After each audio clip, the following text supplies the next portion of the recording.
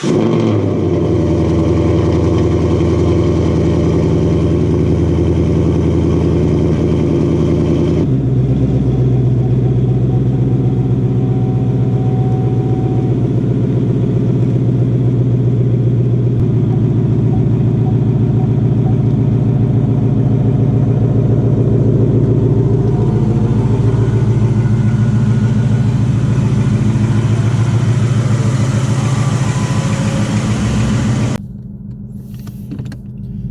right, video time once again. Now that I'm back in the saddle and feeling somewhat back to my normal self, just wanted to do a video and kind of talk about a few things. Had the car in the shop yesterday.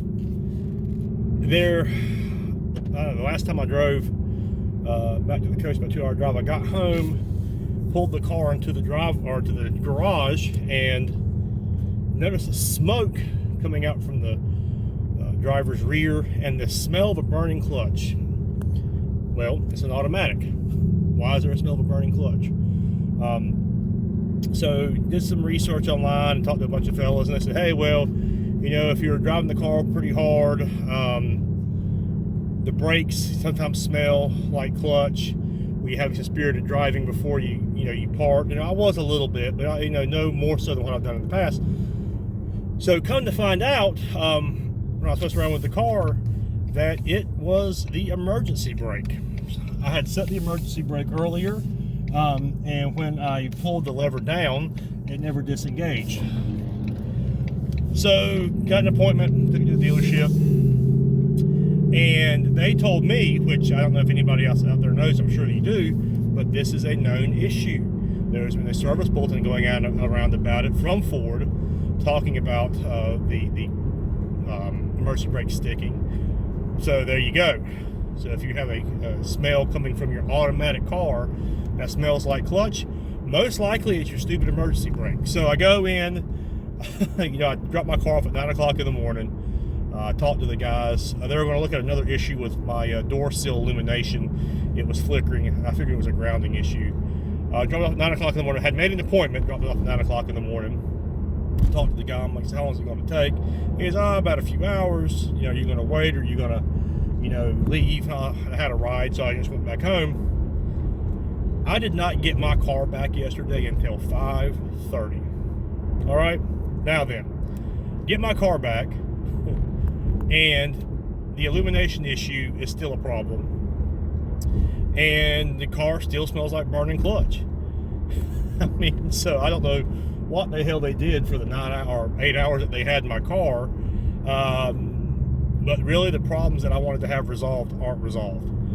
So he told me that they lubricated the emergency brake, and they were going to leave my ticket open and just to wait, and if it continued to have issues, just to bring it back and look at it. And that this time they would have to contact the Ford engineers and get feedback from them. So I don't really understand what the hell happened or what they did. But yeah, so I'm going to drive it around a little bit. The smell is definitely less today than it was yesterday, so maybe it is resolved. But if this emergency brake was engaged and I've been driving this car around, I would imagine that emergency brake is pretty worn, and they did not mention anything about replacement. So I don't know. I hate dealing with dealerships. They call them dealerships for a reason. It's just a super pain in the ass, but the car is under warranty, so if there's something wrong with it and it's under warranty, damn it, they're going to fix it, and I'm not going to pay for it. So there's that. So the emergency brake issue. Next thing is I did contact a speed shop and get a quote for the next stage for the car. Up till yesterday, I was absolutely convinced that I was going to do twin turbo. I like the Hellion Street Sleeper system. I think it's really cool. I wanted to make this car a sleeper. And I was for sure I was going to do turbo. I've always had supercharged cars, and I thought turbo would be something neat to do. But after speaking with the speed shop yesterday, and given what I want to accomplish with the car, which is a daily driver if needed, and I want to outrun demons. I'm sorry, outrun Hellcats. My apologies. Outrun Hellcats. Maybe demons. I don't know. We'll see. So with that, I was talking to the guy yesterday, and he said, well, the Hellion servo setup is a great setup. But given what you want to do, especially for city driving, it's not needed, and that you can accomplish your goals quite easily with a supercharger, which is what I wanted to do to begin with. And so I am looking at a stage 2 Whipple setup with all supporting mods. For 700 rear wheel horsepower is my goal, and they quoted me yesterday right at $14,500 for parts and installation, which is about what I expected, which I feel like is a really solid price. I wasn't surprised by that by any means.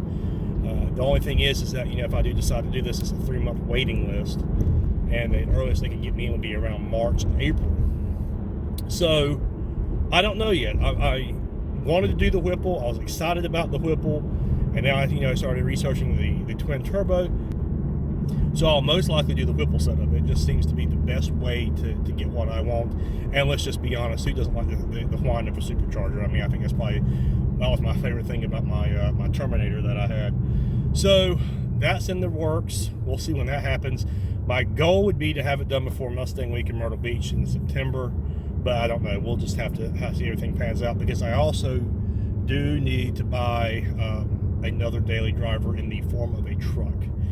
I definitely need a truck to drive around in the colder weather up here. I'm lucky that we haven't had any real cold weather and no snow yet. Maybe we will go through a year without having any, who knows. But I will need to buy a truck. So that's the plan. So we're gonna go stage 2 Whipple, 700 rear wheel horsepower. I'm pretty excited to see how I've never had a boosted car with an automatic. It's always been a stick shift. So I'm really curious to see how the boosted engine, how the automatic transmission will keep the engine in boost a lot more than the manual. So yeah, still debating on whether or not I'm going to put a deposit down for the Mustang Mach-E. There's a part of me that really wants to go ahead and do that, but then I don't know, because I hate buying the first year of any car, because they're still working the bugs. I don't care what they say. I have enjoyed the GT 500 content that I've been seeing, but as much as I love that car, I just still cannot justify the price for that.